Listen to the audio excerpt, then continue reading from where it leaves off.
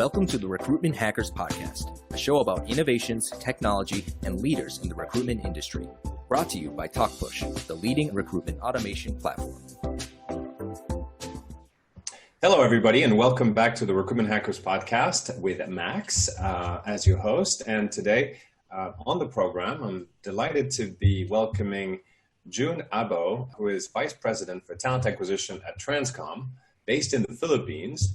June is someone I've worked with for a few years, and delighted to have you on the show. Welcome, June. Oh, thank you, Max. Thank you for having me, and I'm excited to be finally getting this podcast started with you. Yes. Well, it's a busy time of year for your industry, right? So September to November. It's a luxury to be able to get half an hour of your time during this, what they call the ramp-up period.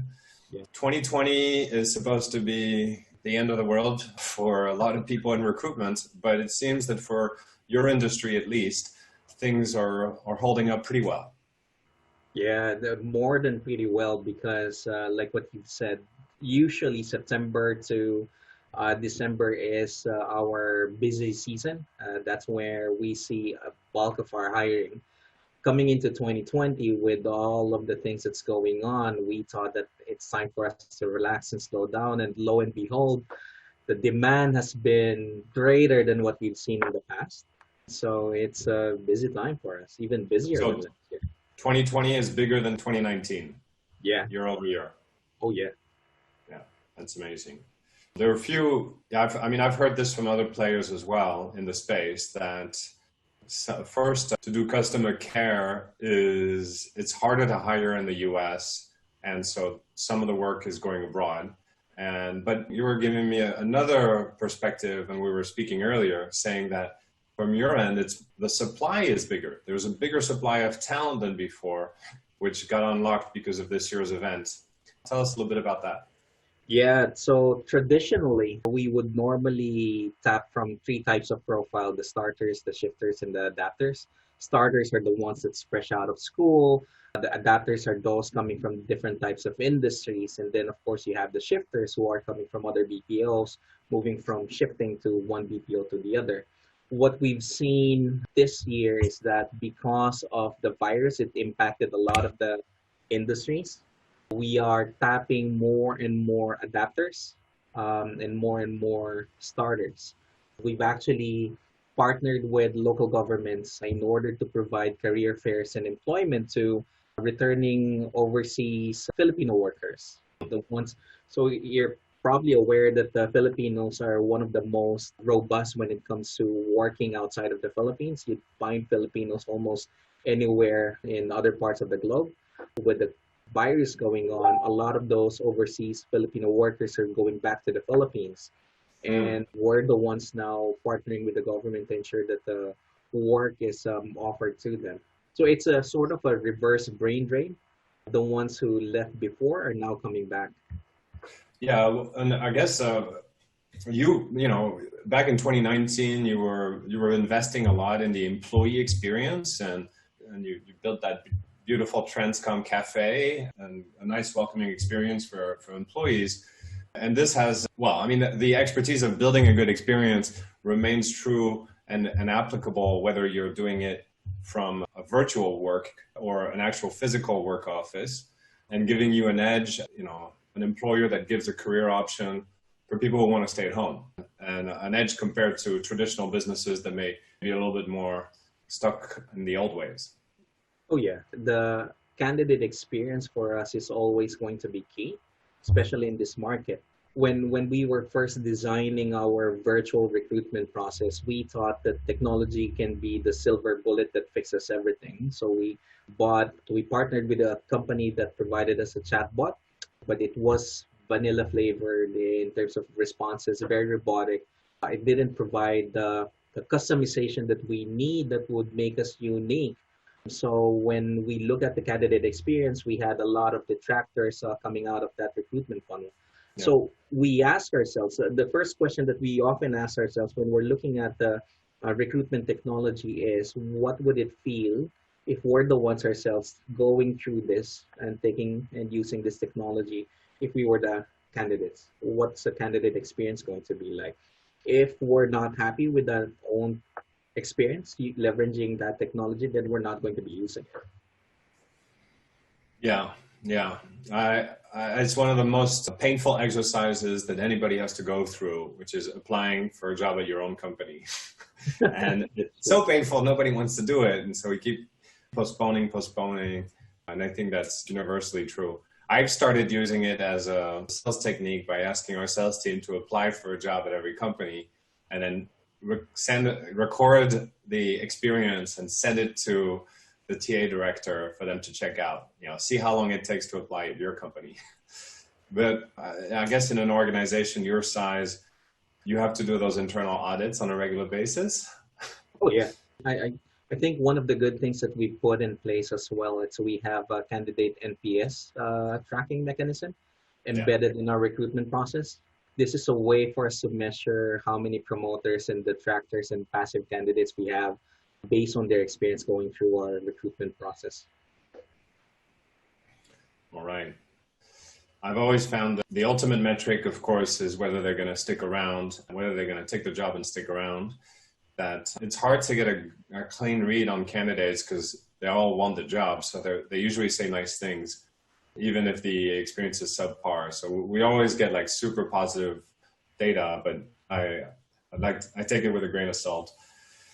It's true, because if you look at BPOs, especially in the past couple of years, the biggest driver of attrition, you can see it during the first 30, 60, and 90 days, wherein on average, you'll see around 45% of hires would attrit during the first 90 days. That's why usually in recruitment, particularly for us, early life attrition is part of our KPI. So 30, 60 days. 30, 60 days. How is that evolving in 2020? Is the attrition, I would imagine the attrition is dropping because of the recession.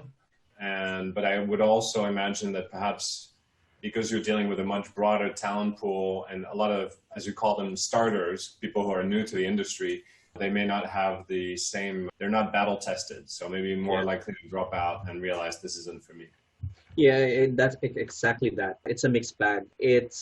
So far, it's still trending towards a good direction, because since we've started our digital journey, we've seen year over year our 30, 60, and 90 days retention improving. This year, we saw an artificial improvement just because when we went on lockdown March, all the way up, you didn't see a lot of folks moving from one organization to the other. They'd rather stay put because of course, job security. But when we started hiring, that's when we're seeing, to your point, the one fresh out of school without any call center experience. That's when they try it out and then only to find out for themselves, nah, this is not for me. Again, call center work, BPO work is not easy, especially if during times like this, you deal with customers who are frustrated, who are angry, who are stressed. And at the same time, your normal support group is all virtual. You don't have your team leader beside you to support you. Don't have your teammates to support you. They're all virtual. So it takes a different kind of employee to succeed in this type of environment nowadays. I'm wondering, I was going to ask you about automation and all that kind of jazz, but now that you brought up frustrated customers, and since we're just a couple of weeks away from the first debate between Trump and Biden, and a couple of months away from the election, I'm wondering whether your team has had to adapt to this unique political dynamics coming from the US, and notably whether there is from the customers, the consumers, to talk to American operations only. Because it's always a theme in this industry, but is that theme kind of dying down where people have accepted the fact that, we're dealing with international businesses, or is it still something you spend a lot of time training people on? We haven't seen a lot of backlash from outsourcing like we did a couple of years ago, but we are still, so but but we're still mindful that in terms of part of the training is culture training. Just so we want to make sure that our employees are aware, can speak the weather, so to speak, and talk shop with the customers. But we haven't seen a similar negative comments about work being done from outside of the US Yeah. like we did like a couple of years ago, I think. Yeah. And back to the question about the work at home trend, you were saying you've got an expanded talent pool to choose from. So does that mean you can be a little bit more selective on the type of people that you bring in? And how has the pre-screening and the selection process been affected by this broadening of the talent pool? It's originally we thought that it's going to open up a larger talent pool for us, but it is also pretty restricted. So there's a couple of things. We have what you call two challenges. The first one would be availability of bandwidth at home. Yeah. And then, of course, PC. There's a massive shortage of PC all over the world, where it's taking, 90 days to supply those PCs. As a workaround for us, we're trying to experiment on a bring your own device. So if you want to work at home, you have your own PC that meets the minimum requirements, and you have the minimum bandwidth, then you can apply for a work at home setup. But again, the challenge is not again, the challenge is a PC. The minimum bandwidth requirement originally was 4 cores of i5. Now we've downgraded it because not everyone has ability to buy that kind of a spec of a PC. And then, of course, bandwidth. You've been to the Philippines. The challenge with the bandwidth, especially the ones in the provinces, it's not as bandwidth access is not as common as say in the big cities like Metro Manila. And in your industry, there's always a continuity plan. So if internet goes down somewhere, you have to be able to pick up the business elsewhere, right? That's so I guess at some point, I know you're on the talent acquisition, so maybe you don't know about this stuff, but I imagine that you have to kind of, does the internet go down for the whole country at a time, or region by region, city by city, and how do you manage the workload? So it really depends on which particular provider goes down. So there's multiple ISP providers, and if one ISP goes down, we would normally have backup with another ISP provider. The challenge is if it's a cable cut, so that means the common cable wherein all of the ISP would pass through would get cut somewhere in the middle of the ocean, then you're screwed. Okay, so that's when you need to have an international operation. Yeah. In case you go to the other place. Okay. Yeah. Great. Well, maybe taking a little bit of a step back from the day to day and reflecting on the evolution of the sector, and for our listeners who are recruiters, taking a moment to think about what are the skills required today that were not required 10 years ago. How has this profession, specifically around high volume recruitment, evolved for you in the last 10 years? What are the skills that you've had to hire for internally for your own team? For my own team, it's actually one of the things that we're looking for in recruiters. It's the ability to manage digitally candidates. It's their ability to also work independently, because recruiters nowadays, we've gone away from big and massive recruitment hubs. All of our recruiters are working from home. In fact, our recruitment hubs have been, in all of our sites, have been converted into different functional areas used by the site. It's actually used for teleconsult. So all of our employees coming in, they go to used to be our recruitment hub, where they get teleconsultation with nurses and doctors just to check. And then that's when they get screened, and then before they're allowed up into the production floor. Now our recruiters are working from home. What we're looking for is the ability to work independently, the ability to manage candidates virtually, and again, manage their own time. That sounds fine, except that you're not going to be able to get, sort of young university grads to have that autonomy, that independence, that experience that's required to work without close supervision. We might run into some problems a few years down the line if we don't have these recruitment centers, which is an opportunity for the young recruiters to pick up the skills and learn from the elders. I've seen some initiatives from the sales side where they use software in order to record every call, in order to facilitate that, and then do more calibration between people. I guess in 2020, we have the luxury of hiring more experienced recruiters, but in Yeah. the future, that'll be a problem potentially. Yeah, no, I agree, and I think it's an area of opportunity. One of the things that we're working with, it's with our own learning and development team. It's we've recently rolled out Transcom University, so it's a learning management platform. Hmm. We've tried creating micro learning courses targeted for recruiters, so as they can upskill themselves, given what are the things that they need to learn and what are the things that they need to do better, and it's all available through their mobile phones. Transcom University. Everybody's going one of those these days. We're launching TalkPush Academy. We hope some of your recruiters will take our new training course, which is being released this month, actually. Oh yeah, looking forward to Little shameless plug-in. And okay, I mean, autonomy is always good to have. What do you think? Who are the recruiters who are going to be able to perform well 5 or 10 years from now? What are the skill sets how is the profession going to evolve further? I think the way I see it, it's a combination of AI, which is augmented intelligence for recruiters. The more we incorporate social media, the public persona of candidates, and the ability of AI to filter those available information, that would allow a recruiter to have basically tons of information available to them even before they start interviewing. And then from there, the competencies that you're looking for, you interview or you test based on those competencies that you're looking for. It's amazing how much we often forget that there's a lot of information we put out there on our social media. Right now, there's not a lot of companies that's using social media information for recruiting as a basis for selection, but I think that's going to be a trend a couple of years from now. We know about Facebook and Instagram and LinkedIn.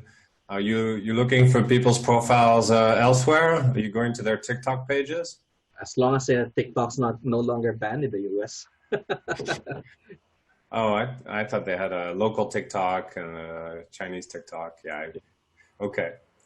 So sounds like you need more recruiters who are comfortable with data. And well, are you hiring at the moment? So should we be making a service announcement for Transcom? No, not yet. We're good. But just adding to that, it's recruiters that's comfortable working with data, a recruiter that is also a marketer. Because what we realize, it's recruitment as a role, as a career has shifted. Before it was mostly administrative task in nature, but now it's really more of selling, marketing, and branding from a recruitment standpoint. So that skill set in marketing, whether virtually, digitally, or the traditional way of marketing, that's also going to be a key competency that we're going to be looking for in recruiters. Yeah.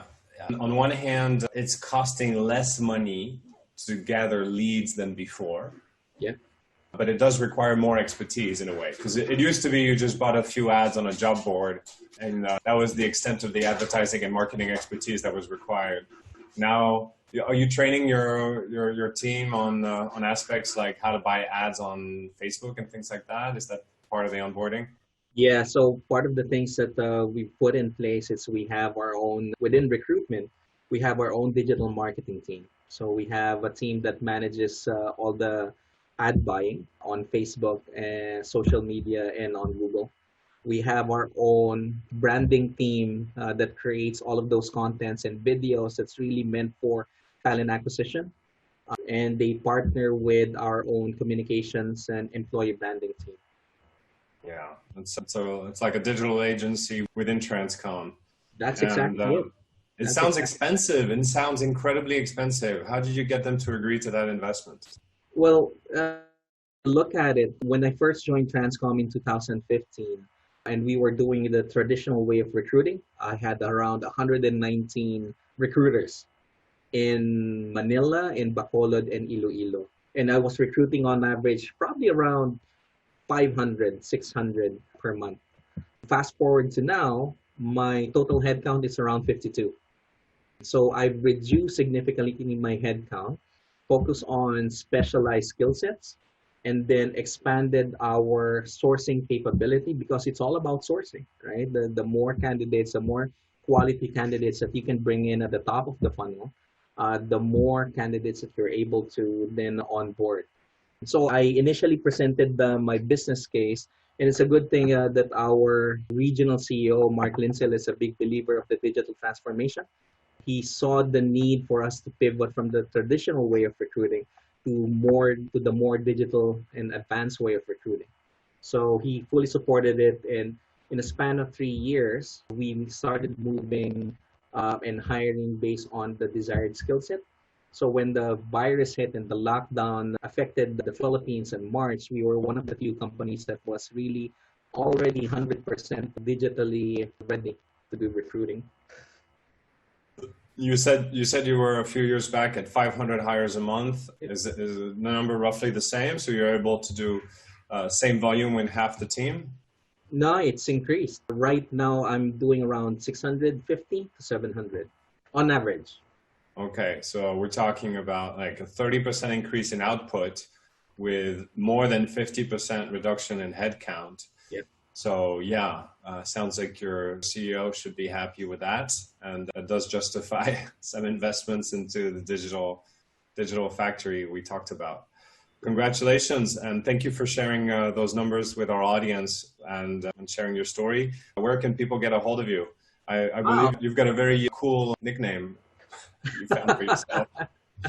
No, so you can reach me at LinkedIn. Look for June Abo. I am Transcom's Ferry Job Father.